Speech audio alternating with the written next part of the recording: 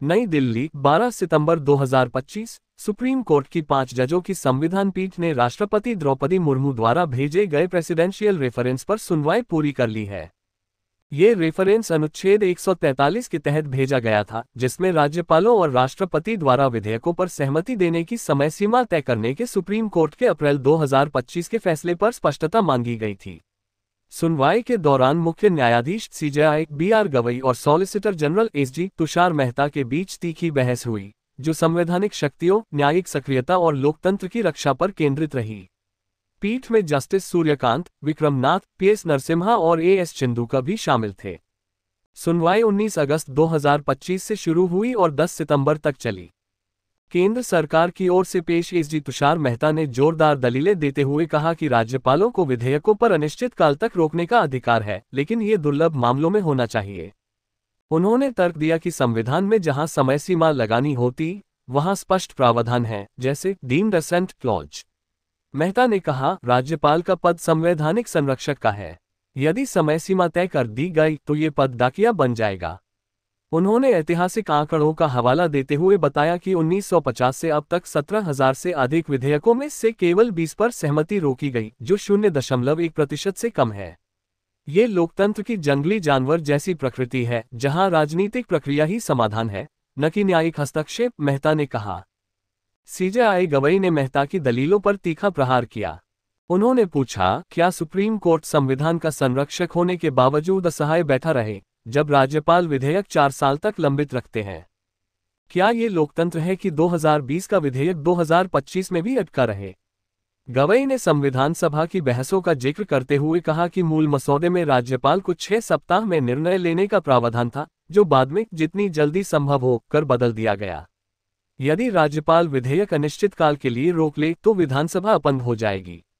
क्या हम मूल संरचना सिद्धांत को भूल जाएं? CJI ने तमिलनाडु के उदाहरण का हवाला दिया, जहां कई विधेयक वर्षों से लंबित हैं।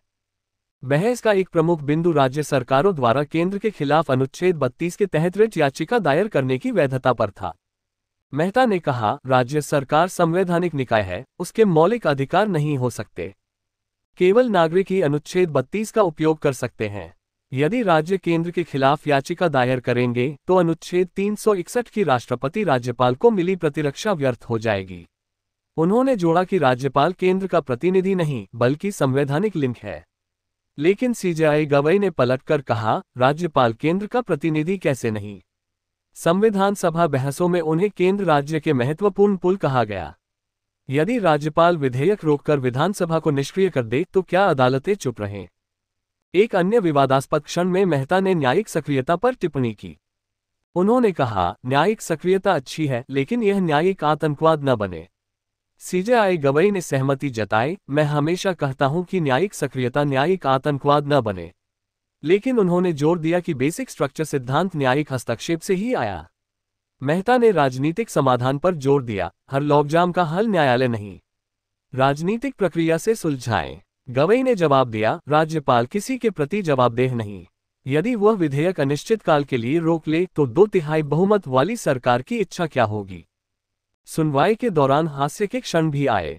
जब जजों ने आंतरिक चर्चा की तो मेहता ने मजाक में कहा, मैं होंठ पढ़ना सीख लेता वरना चिंता होती है।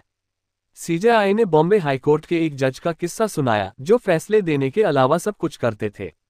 नेपाल और बांग्लादेश के हालिया संकटों का जिक्र करते हुए गवई ने कहा, हम अपने संविधान पर गर्व करते हैं। पड़ोसी देशों में जो हो रहा वह देखिए। गैर BJP शासित राज्यों जैसे तमिलनाडु और पश्चिम बंगाल ने समय सीमा तय करने का समर्थन किया। वरिष्ठ वकील अभिषेक मनु सिंघवी ने कहा कि राज्यपाल की देरी लोकतंत्र के लिए खतरा है। कपिल सिब्बल ने तर्क दिया कि राष्ट्रपति राज्यपाल मंत्रिपरिषद की सहायता से कार्य करते हैं, व्यक्तिगत विवेक नहीं। NDA शासित राज्यों ने विवेकाधीन शक्तियों की रक्षा की। पीठ ने 10 सितंबर को दलीलें पूरी होने के बाद राय सुरक्षित रख ली। यह मामला केंद्र राज्य संबंधों, संघीय ढांचे और न्यायिक भूमिका पर गहन बहस का प्रतीक बन गया। विशेषज्ञों का मानना है कि सुप्रीम कोर्ट की राय संवैधानिक व्याख्या को नया आयाम देगी। यदि समय सीमा तय हुई तो ये राज्यपालों की शक्तियों को सीमित करेगी, अन्यथा राजनीतिक घपलों को बढ़ावा मिल सकता है।